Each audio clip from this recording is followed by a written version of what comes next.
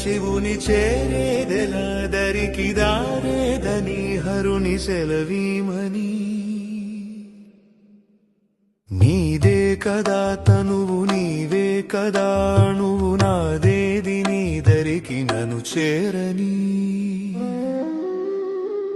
నా శ్వాస నీకు నా నీరాజనముగను నా స్వరము నీకు నా అభిషేకముగను ఈ తనువు నీకు నా నైవేద్యముగను నా కర్మలే నీకు పరిచర్యలుగను